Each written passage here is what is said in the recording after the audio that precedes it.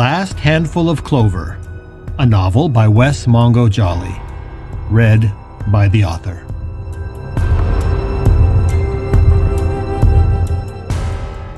Book 2, Gifts Both Light and Dark.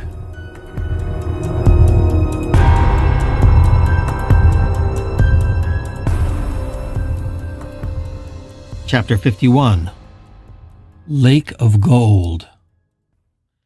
June 14th, 11:08 a.m. High in the clock tower of the city and county building, Tooele prepared Richard to face his destiny.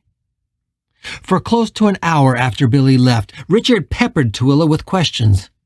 He wanted to know why he had been chosen to come back when the vast majority of the dead did not. He wanted to know what had created the rift they called the hereafter, and whether it was the only such rift that existed. If not, where were the others? If it was, then why? Why this place among all others, and why couldn't they leave? Why was her dead husband so pissed off at this city, and how did he get the power to be so destructive? Why was Richard uniquely the one that she believed could fight him? The questions went on, and the answers from the old woman were so unsatisfactory that Richard felt his frustration with her growing by the minute. He soon realized that she simply didn't know the answers to most of the things that he asked. And the few times he sensed that she did know, she seemed unwilling to give him more than an evasive, cursory answer. And yet she did not shut him down. She clearly wanted him to get it all out of his system, and only when he ran out of questions did she smile and ask, "Can we begin now?"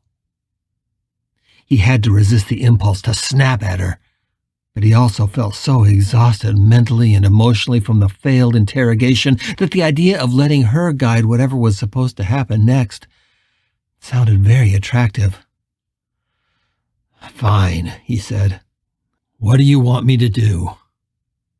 Richard was sitting on a bench at the edge of the clock tower's observation deck, one where tourists could rest after climbing all those steps.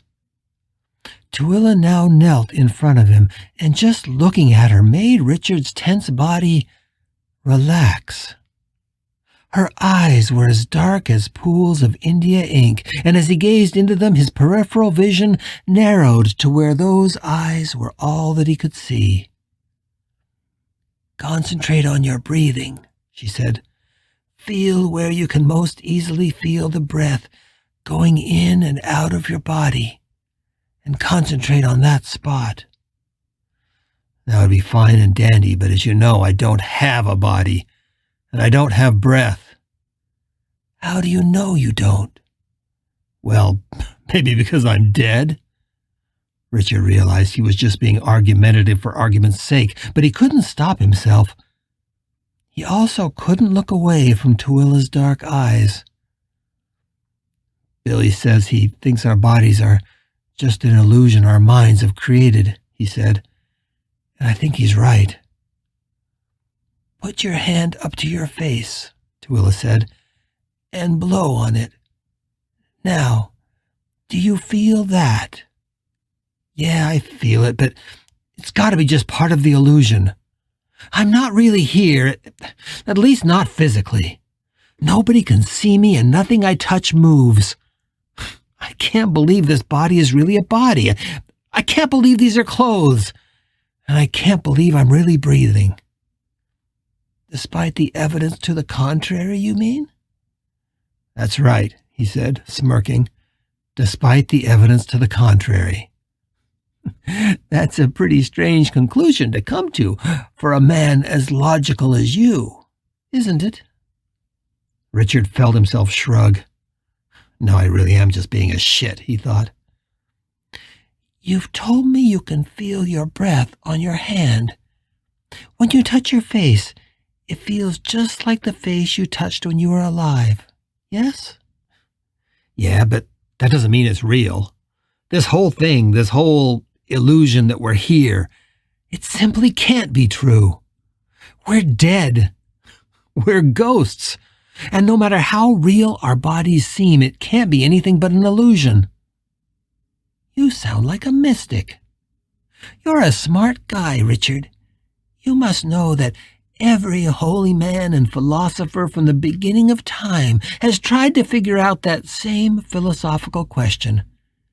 How do I know I'm real? How do I know that what my senses reveal to me is what the world is really like? How can I know that it's not all an illusion? And what did they decide? Lots of different things, she said, placing a gentle hand on his knee.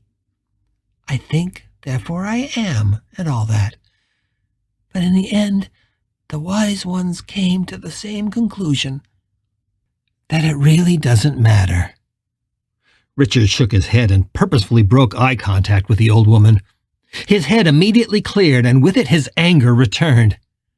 How can it not matter? It's the only thing that does matter. How can we make any sense out of all this happening to us if we can't even figure out for sure if we even exist? He gestured around the clock tower. What if all of this is just shadow puppets and illusion? A fever dream I'm having in the last seconds of my brain's electrical activity. If that's the case, then what is the point of even bothering to try and understand it? You don't really strike me as a nihilist, Richard, Tooele said, sounding vaguely amused. I don't think you're ready to throw in the towel just yet. After all, there are still things you want to do. There are still people you love, and people you want to help. And in the light of those things, a philosophical debate as to the nature of our existence is fairly moot, is it not? What matters is that we're here. We're seeing and observing and remembering everything we see. We exist because we have work to do. We exist because we're not yet done. That's touchy-feely New Age bullshit, Richard snapped. I've never had much tolerance for it.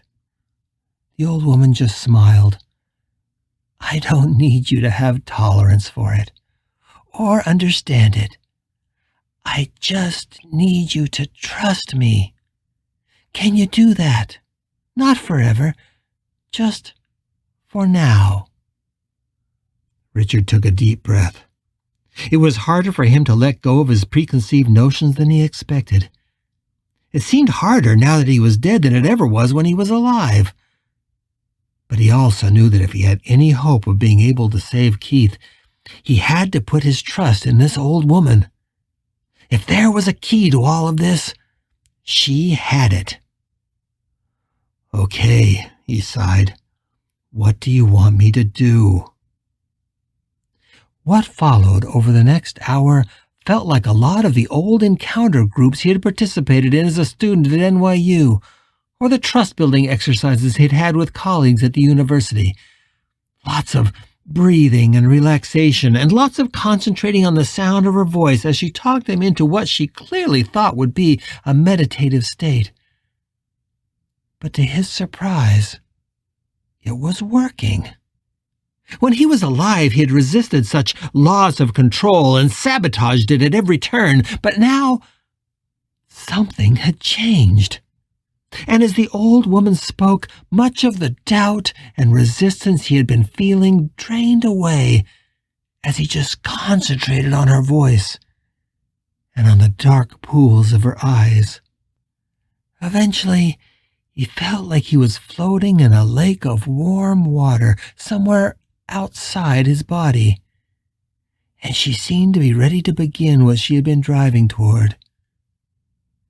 Now, I want you to think, Richard, she said. What about your experience of returning has been the most striking? What has seemed the most unusual? It was a tough question. It was all so foreign, so confusing. Finally, he said, I guess the fact that everything feels so strange, like frozen concrete. That answer was clearly not what she was looking for.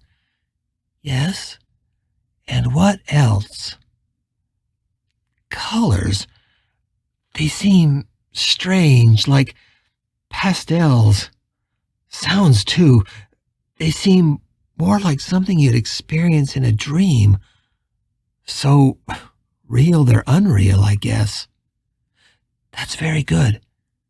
And what else? He paused for a moment before he latched onto the one thing that had seemed the most strange in this entire experience. The fact that I can sense where Keith is. It's a tug in my forehead. If I concentrate on it, I can always tell what direction he is in and how far. That's excellent, Richard. Now, keep your eyes closed and tell me, can you feel that tug, as you call it, right now? Yes, it's always there. Good. Now, close your eyes and pay attention to it. I don't want you to do anything about it, but I want you to feel it. Rather than it being in the background of your mind or something that exists in your forehead, I want you to really tune into it. Let it absorb your consciousness. With his eyes closed, Richard let that glow in his forehead rise. He was facing north, and he could sense Keith directly in front of him and slightly to his right. That made sense. He'd be at home, and that was the right direction. Are you tuned into it now?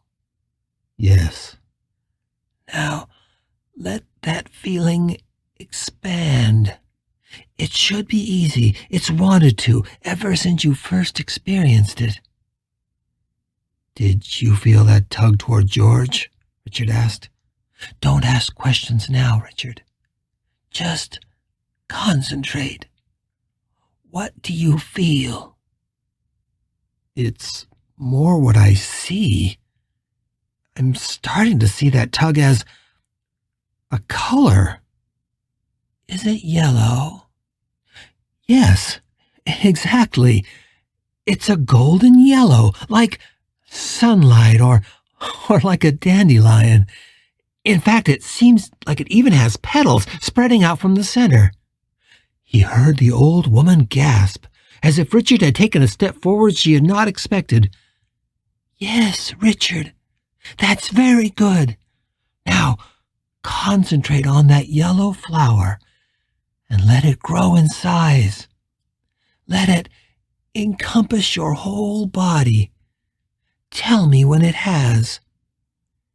It took a minute, but soon Richard was able to feel the color throughout his entire body. The sensation was comforting and pleasant. No longer was it just a tug toward Keith. Now it was a warm glow that symbolized not just his lover, but also his connection to everyone and every living thing. It was as if Keith had only been the doorway to that connection, the hole in the fence through which he could see everything, if he tried. It's like the petals in the flower are reaching out, trying to go beyond my body.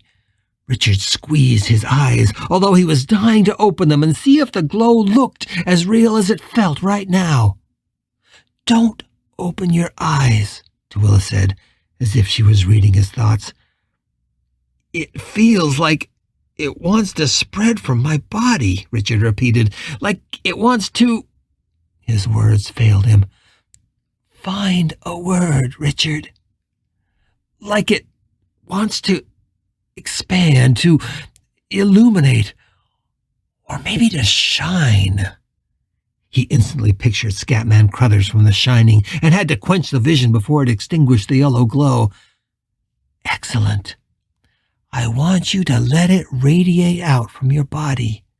Keep your eyes closed, but feel that yellow glow reaching out. Let it illuminate this clock tower. Go slowly. Don't let it get out of your control, but let it steadily encompass me and then the room. The second he eased his desire to contain the flower, it blossomed forth and grew. Within seconds, Tooele was within the sphere of yellow light. "I see you," Richard said with a gasp. "Even with my eyes closed, I see you. You're like a lamp in the yellow glow. You don't look like a person. You're just a brilliant source of light, like a star against the background of the Milky Way." "What color is my star?" It's kind of a bluish green, kind of like turquoise." "You're so close, Richard." He could hear the excitement in the old woman's voice. "I expected getting this far would take us days, but you're surprising me with every moment." I want to go further. I want to expand more." "Let it grow," she said, "but go slowly." Richard had every intention to follow Tooele's wishes and start with perhaps just the building they were in, or maybe just the block. But it was as if he was hanging onto an icy slope, and no matter how hard he tried, control was slowly slipping from his grasp. He wanted to open his eyes, and even tried, but he couldn't. The panic that tore through him when his grip slipped felt like it might rob him of consciousness. But then he let go and felt his awareness flow out like a tidal wave in all directions. "Tooele!" he screamed the old woman's name. It's too much! I can't hold!" The glow exploded from him like a tidal wave, coursing out from the center of the city and county building. It moved so fast it was impossible to follow, and he thought his ghost body might fly into pieces with it. But in the next moment he felt the yellow glow hit the boundaries of the hereafter at the base of the Wasatch. It was like a wave hitting the shore of a giant lake. The impact flowed instantly north and south and also continued to the west, its speed undiminished. Finally, the other limits of the hereafter were reached. The barrier stopped his mind's expansion utterly, and within seconds his panic subsided. His eyes were still sealed shut, and he realized that he had stopped breathing. But now he sensed it. The whole of the hereafter, from Nevada to here in Salt Lake City, and more than 100 miles north to south, like some ancient, golden Lake Bonneville, he saw it in his mind, the perfect oval of it. Slowly, he came to realize that Tooele had risen and had grasped his shoulders with hands that seemed unnaturally strong. He could hear her yelling his name, but it was distant, perhaps like a single voice floating in that lake, the sound of it lost upon the waves. With his mind, he went searching for her, and found that glowing in that gigantic yellow lake were a myriad of stars. "Breathe, Richard," he could hear Tooele saying. "Don't open your eyes, but breathe." Slowly, he decoded the strange words that the old woman was speaking, and could zero in on her star in the vastness he was experiencing. Her voice echoed as if she was speaking to him from the far end of a massive temple. It echoed off the walls and the ceiling of the hereafter before reaching his ears, changed almost beyond recognition. With a gasp, he took in a lungful of air, and he felt the panic receding. All that he now saw was that vast yellow basin and the myriad of stars.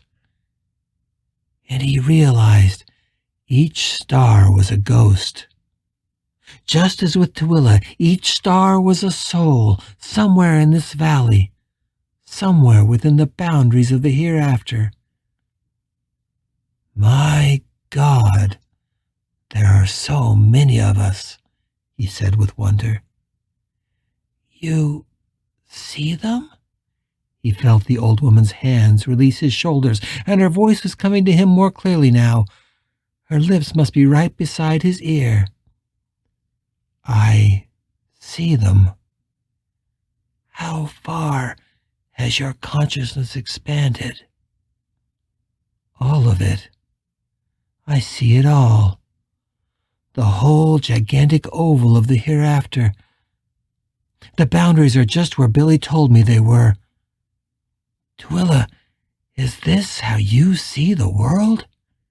Is this what it all looks like to a ghost as old as you? Richard, no. The old woman's voice was shaking, and he thought perhaps she was even terrified. My ability to see extends no more than half a mile. The only one I could ever sense at a distance beyond that was George. Richard tried to understand what the old woman was saying. So, you've never seen this? What I'm seeing now? I don't think anybody has ever seen it. Not the way you're describing. You, Richard Pratt, are unique. You are far more special than I ever dreamed you could be. I can barely grasp it all, he whispered. There are so many of us. How many? I don't know. Thousands for sure. So many I don't think I could even count them. Are there red stars among the turquoise? Richard looked closer into the image formed in his mind. Yes, there are. They are fewer, but there's still many. Perhaps a few hundred? Again, they're so scattered it's hard to count. He gasped. Wait! Something is changing. When I try to concentrate on the red dots, try to count them, they get obscured. There's something like a gray mist or a cloud. As I try to focus on them, the gray stops me. It's like a fog rolling over the lake. That gray mist is George, Twila said with true terror in her voice. It's like he knows I'm here, and he's stopping me from seeing the red dots. Are they his angels, the ones he's controlling? Yes. You've revealed yourself to him. Now, this is important, Richard. Where is the gray coming from? Does it have a source? Can you pinpoint it? Richard tried. He looked for dense spots in the fog or for a source that might be spewing it out like a smoke bomb. No, I can't find a source. It seems to be everywhere in the valley all at once. Does the gray mist respond to you? Do you think it can tell where you are? Is it rolling towards you or away from you? No, it's just sitting there. It seems to thicken over any spot where I look, where I try to see the red stars more clearly. Then leave the red stars behind for now. I want you to concentrate on the turquoise stars.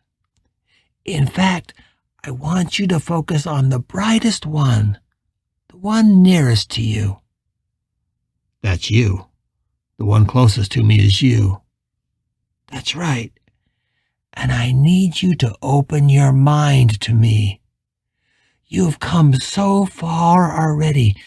It's only one more step for you to open your mind. You asked many, many questions when we started. I think I can now give you some of the answers you're looking for. But you need to let me in. Richard's sense of danger flared, and he had to suppress it. He was never a public person, and there were so many deep and dark thoughts in his mind. He instinctively knew that if he let this old woman in, she would know all those thoughts. She would almost instantly know him better than anybody had ever known him before, better than Justin, better even than Keith. And the prospect terrified him. I can't. There's too much in here that I don't want you to see. Too much. I'm ashamed, he stammered. Trust me, Richard. I'm not here to plumb your mind. I'm here to answer your questions, to let you see things I could never describe. With what felt like a Herculean force of will, Richard focused on Tuwilla's star. It drew toward him, the blue-green glow slowly wrapping itself around him until he felt cut off from the yellow lake of the hereafter. Her voice no longer sounded like it was in a cathedral. Now it sounded like a soft whisper coming from inside his own mind. Richard, this is our story. She let it flow into him, and he lost himself in the river of it.